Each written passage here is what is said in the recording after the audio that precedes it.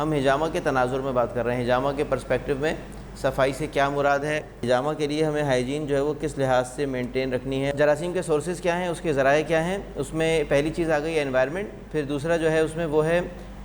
لوگ، انسان، وہ لوگ جو اس فیسلٹی کو وزٹ کرتے ہیں، جراثیم ان کے ذریعے بھی وہاں پر منتقل ہو سکتے ہیں۔ جو انسٹرومنٹس استعمال ہوتے ہیں وہاں پر، وہ ایک بہت بڑا ذریعہ ثابت ہو سکتے ہیں جراثیم کا، اگر وہ اسٹیریلائز نہ ہوں۔ حجامہ کے اندر ظاہر سی بات ہے کہ بلڈ کا کام ہے، اس میں ہمیں اسکریچز لگانے ہوتے ہیں اور اس کے لیے ہم سرجیکل بلیڈز یوز کر رہے ہوتے ہیں اور سرجیکل انسٹرومنٹس ہم استعمال کرتے ہیں۔ تو اگر وہ جراثیم سے پاک نہ ہوں تو وہ خود ایک بہت بڑا جو ہے وہ سورس آف کنٹامینیشن یا جراثیم کے منتقل کرنے کا ذریعہ بن سکتے ہیں ہمارے آلات۔ حجامہ کے ذریعے سے ہم بلڈ نکالتے ہیں، وہ بلڈ جو ہے ہم اس کے بارے میں یہ بات بھی کہتے ہیں کہ اس کے اندر ٹاکسنز ہوتے ہیں، اس میں جراثیم ہوتے ہیں، اس میں زہریلے مادے ہوتے ہیں۔ کچھ بیماریاں ایسی ہیں جو سانس سے ہی منتقل ہو جاتی ہیں، جس میں کہ اب آج کل کے حوالے سے تو آپ دیکھ سکتے ہیں کہ جو اس وقت میں چل رہی ہے یہ کووڈ کا جو سلسلہ چل رہا ہے، لیکن اس سے بہت پرانی جو بیماریاں چلی آ رہی ہیں بہت ہی مشہور، ان میں ٹی بی ہے، ان میں جو ہے نا ہرپیز ہے، میننجائٹس بھی دیکھیں جس کو گردن توڑ بخار کہتے ہیں۔ یہ کیا ہوتا ہے اصل میں، دماغ جو ہے نا ہمارا وہ کچھ جھلیوں کے اندر لپٹا ہوا ہوتا ہے جن کو میننجز کہتے ہیں، ان میننجز کے اندر اگر انفلیمیشن ہو جائے تو وہ میننجائٹس کہلاتی ہے۔ تو میننجائٹس جو ہے نا یہ بھی ہوا سے اس کا جو جراثیم ہوتا ہے تو وہ بھی ہوا سے منتقل ہو سکتا ہے۔ تو اگر اس میں کافی حد تک جو ڈاکٹرز ہوتے ہیں، خاص طور پہ جیسے جو ڈینٹسٹ ہوتے ہیں جو مستقل یعنی مریض کے بالکل منہ کے قریب ہی کام کر رہے ہوتے ہیں، تو اگر کوئی مریض جو ہے وہ ایسا ہو جس کو کہ یہ مسئلہ ہو یا ٹی بی کا مسئلہ ہو، تو اگر ڈاکٹر نے ماسک نہیں پہنا ہوا ہے تو کافی حد تک چانسز ہیں کہ وہ جو ہے وہ جراثیم اس تک منتقل ہو سکتے ہیں۔ حجامہ کرتے ہیں تو ہم بھی مریض کے بہت قریب ہوتے ہیں، یعنی ایک ہی اگر مثال کے طور پہ کیبن ہے اور آپ اس کے اوپر اس کا حجامہ لگا رہے ہیں، بعض اوقات چہرے کا بھی لگا رہے ہوتے ہیں، تو ہم بہت قریب ہوتے ہیں اس وقت میں، تو ہوا کے ذریعے سے جراثیم منتقل ہو سکتے ہیں۔ تو یہ کرونا آنے سے بہت پہلے کی بھی جو ہماری پروٹوکولز تھی نا وہ یہی تھی کہ ماسک لازمی استعمال کرنا ہے، دن میں کئی مرتبہ صفائی ہونی چاہیے کلینک کی یا ہاسپٹل کی، اور اس کے اندر جو ہے وہ تمام چیزوں کی صفائی، یعنی کہ فرش کی بھی ہو اور اس میں کھڑکیوں دروازوں کی بھی ہو، اور اس کے ساتھ ساتھ جو ہے نا وہ جو بھی فرنیچر ہے وہاں پر موجود کلینک کے اندر اس تمام فرنیچر کی وہ۔ ہمارے کیس میں خاص طور پہ ہم حجامہ سے ریلیٹڈ بات کریں تو حجامہ جن بیڈز کے اوپر آپ کر رہے ہیں ان بیڈز کی صفائی لازمی ہر پیشنٹ سے پہلے یا بعد میں ضرور ہونی چاہیے۔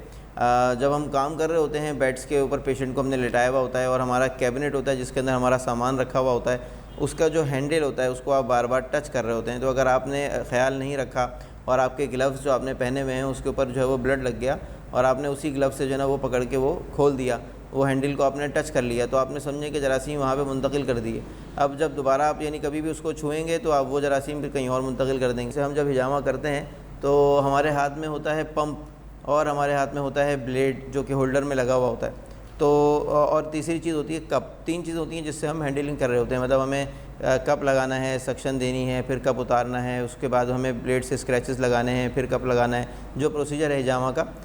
تو یہ جو اتارنے کے دوران میں آپ کو کیا کرنا چاہیے، مثال کے طور پہ کچھ لوگ کیا کرتے ہیں کہ انہوں نے جیسے کپ اتارا اس کو ایسے ہی انہوں نے فیس ڈاؤن جو ہے نا وہ ٹیبل کے اوپر رکھ دیا۔ اب وہ ٹیبل اگر تو ان کی اسٹیرلائز ہے تو پھر چلے ٹھیک ہے کوئی بات نہیں ہے، لیکن اگر وہ اسٹیرلائز نہیں ہے جو کہ اکثر نہیں ہوتی، تو اگر آپ نے ایسے اس کو رکھ دیا تو اگر اس ٹیبل کے اوپر کوئی جراثیم موجود ہیں تو وہ اس کپ کے ایجز کے اوپر لگ جائیں گے، اور پھر جب آپ دوبارہ وہ کپ لگائیں گے پیشنٹ کے اوپر کٹ لگانے کے بعد تو بلڈ کے ذریعے سے وہ اس کے مریض کے اندر جو ہے وہ منتقل ہو سکتے ہیں اور کوئی نہ کوئی انفیکشن اسے کر سکتے ہیں۔ آپ کی پرسنل ہائیجین، روزانہ نہانا، اپنی صفائی رکھنا، اپنے کپڑے صاف رکھنا، اپنے ناخن جو ہے آپ کے کٹے ہوئے ہونا۔ یونیفارم سے کیا مراد ہے ہماری کہ کوئی ایک ایسا لباس جو کہ آپ اپنے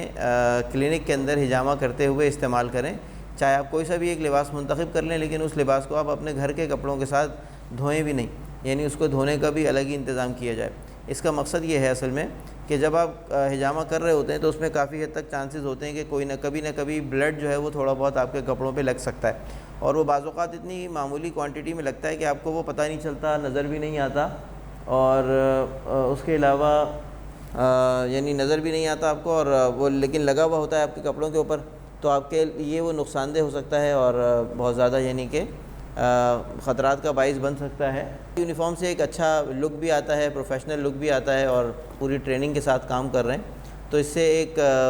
ماحول بھی اچھا رہتا ہے، اور اس کا جو میں نے اصل جو فائدہ ہے وہ آپ کو میں نے بتایا کہ آپ اپنے گھر والوں کو جو ہے وہ جراثیم سے محفوظ رکھنا چاہتے ہیں، لہٰذا آپ یعنی کہ یہ اقدام جو ہے وہ اٹھاتے ہیں۔ بلیڈ ہم استعمال کرتے ہیں وہ ایک انتہائی اہم چیز ہوتی ہے، اور دوسری اہم چیز ہوتی ہے وہ کب ہوتی ہے، وہ اس لیے کیونکہ یہ دو وہ چیزیں ہیں جو کہ ڈائریکٹلی آپ کی اسکن کو ٹچ کرتی ہیں مریض کی۔ ان کو صاف رکھنے کا طریقہ یہ کہ یہ ہر صورت میں نئے استعمال کیے جائیں، کبھی بھی استعمال شدہ نہ استعمال کریں آپ، اور سرجیکل بلیڈ استعمال کریں جو کہ یعنی کہ اسٹیرلائزڈ ہوتا ہے پراپرلی۔ کچھ لوگ یہاں پر ایسا بھی کرتے ہیں کہ کپ دھو کر جو ہے نا وہ استعمال کر رہے ہیں، ہم نے سنا ہے۔ اور اسی طرح سے کچھ یہ بھی سننے میں آیا کہ کچھ لوگوں نے جو ہے وہ لائن سے بٹھائے پیشنٹ اور ایک ہی بلیڈ سے جو ہے نا سب کے کٹ لگائے۔ تو امید تو ہے کہ لوگوں تک بات پہنچی ہوگی اور نہیں کر رہے ہوں گے اب اس طرح سے، لیکن بہرحال ایسا بھی جو ہے نا وہ جب علم نہیں ہوتا تو پھر آدمی جو ہے نا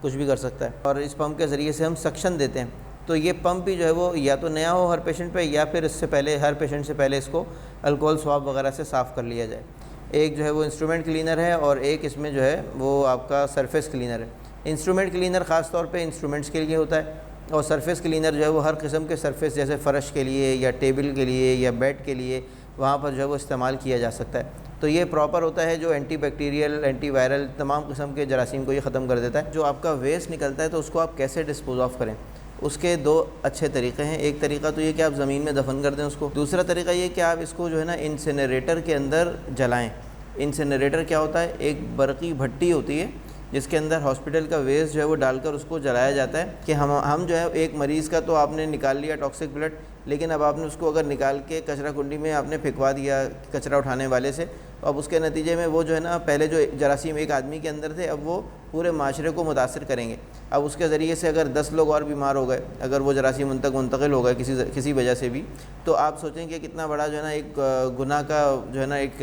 انبار لگتا جائے گا۔ کیونکہ وہ دیکھیں جو بھی چیز ہمارے علم میں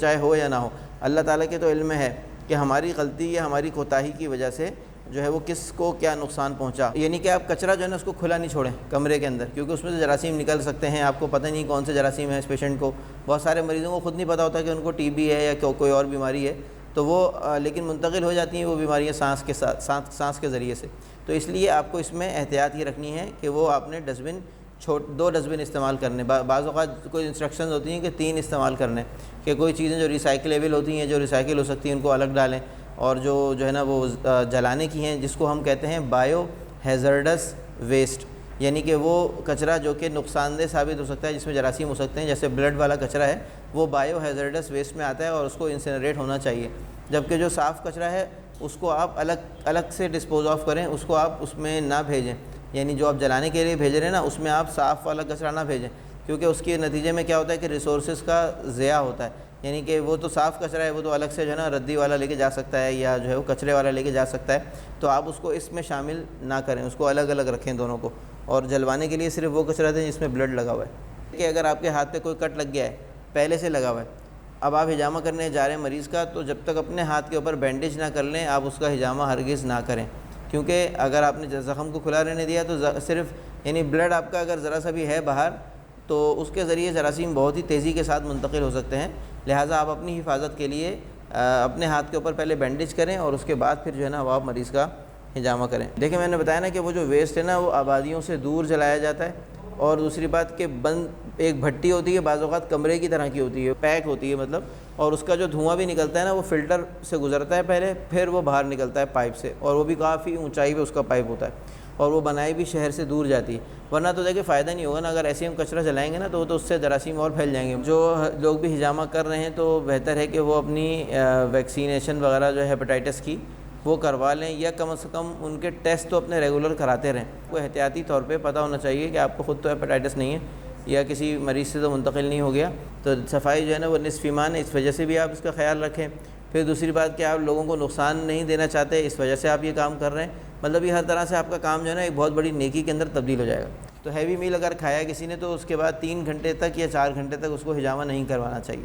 اور پانی یا کوئی اگر چائے وغیرہ جیسے پیے تو اس کا کوئی ایشو نہیں ہے، وہ آپ نے بھلے 5-10 منٹ پہلے بھی پیو تو کوئی مسئلہ نہیں، ویسے احتیاطاً 15 منٹ کا وقفہ اس میں بھی کر لیں تو اچھا ہے۔ کھانے کے 3 گھنٹے کے بعد آپ ہجامہ کر سکتے ہیں۔ اس کی وجہ جو ہے نا 2 وجوہات ہیں اس کی وجہ، ایک تو یہ ہے کہ 3 سے 4 گھنٹے جو ہے نا یہ ہمارا معدہ خالی ہونے کا وقت ہے، اسٹمک ایمپٹنگ ٹائم، تو 3 سے 4 گھنٹے میں معدہ خالی ہو جاتا ہے اور وہ غذا آگے چلی جاتی ہے اور ہضم کا عمل چل رہا ہوتا ہے، لیکن یہ کہ اس پہ سے لوڈ کافی حد تک کم ہو جاتا ہے۔ تو تو اس کے نتیجے میں جب ورنہ غذا ہضم ہو رہی ہوتی ہے تو اس وقت ہمارا دوران خون جو ہے وہ زیادہ معدے کی طرف ہوتا ہے یا آنتوں کی طرف ہوتا ہے. ہاضمہ تو یعنی جو غذا جذب جو ہوتی ہے ہمارے جسم میں وہ آنتوں میں ہوتی ہے.